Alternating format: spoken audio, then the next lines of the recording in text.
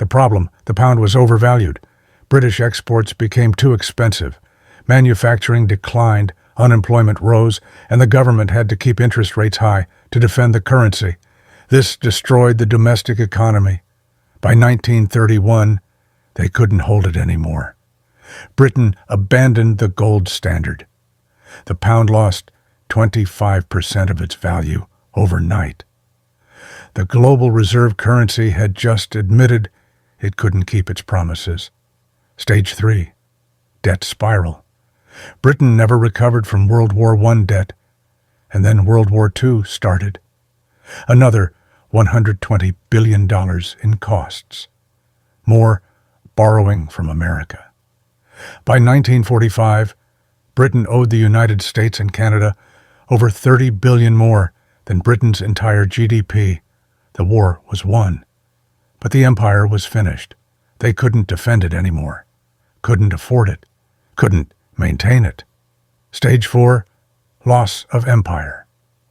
In 1947, Britain gave up India, the crown jewel, and the source of wealth for 200 years, gone. Over the next 20 years, they lost everything. Africa, Middle East, Southeast Asia, the Caribbean. By 1970, the British Empire existed only in history books. Stage 5. Currency collapse. The pound kept falling. In 1940, 1 pound equaled $403. By 1950, $280.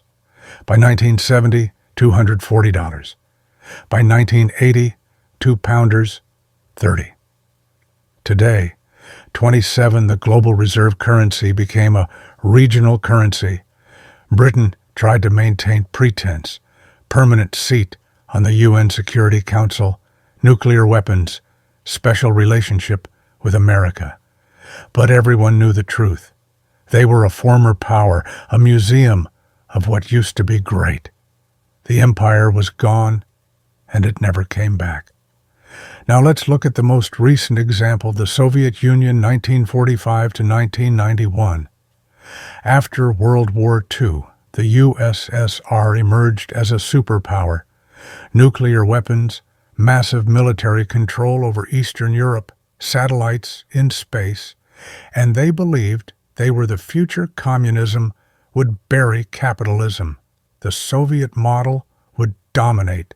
For 45 years, they competed with America, matched us militarily, built more tanks, more missiles, more troops.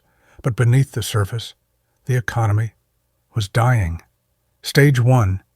Military overextension. The Soviet Union spent 15 to 20% of GDP on the military. That's triple what America spent.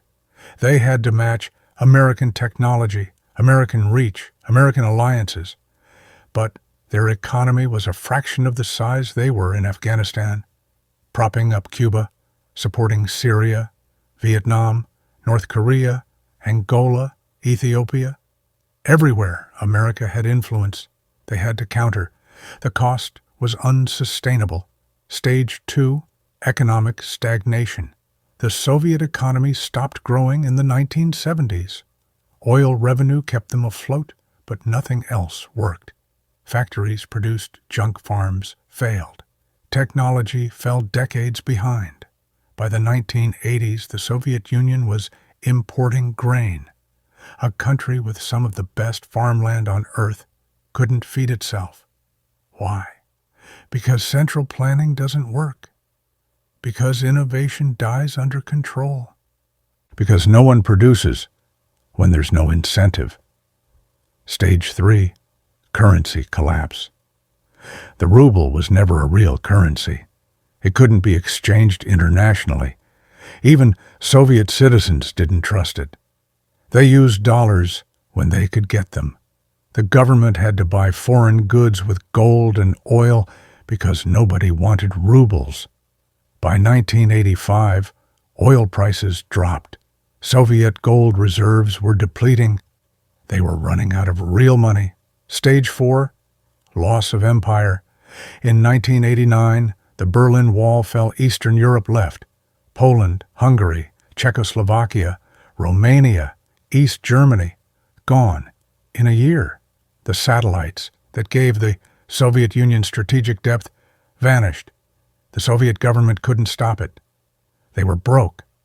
Stage 5, complete collapse.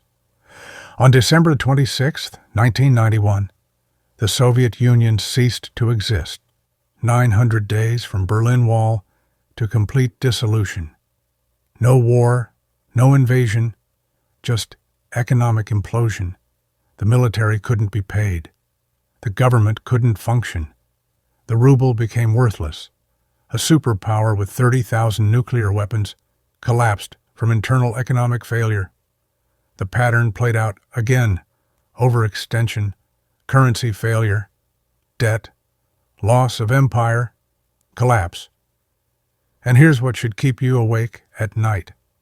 The United States is following the exact same pattern, stage by stage. Let me show you stage 1, military overextension. The United States has over 750 military bases in 80 countries. We have troops in 150 countries. We're committed to defending Europe through NATO, defending Japan, South Korea, the Philippines, fighting in the Middle East, countering China, countering Russia. Our military budget is $850 billion annually, more than the next 10 countries combined. And it's not enough. We're stretched thin. Equipment is aging. Recruitment is down. And we have commitments we can't fulfill. If China invades Taiwan, if Russia pushes into NATO territory, if Iran closes the Persian Gulf, we can't respond to all of it simultaneously. We're overextended, just like Spain, just like Britain, just like the USSR. Check. Stage 2, currency debasement. In 1971, Nixon closed the gold window.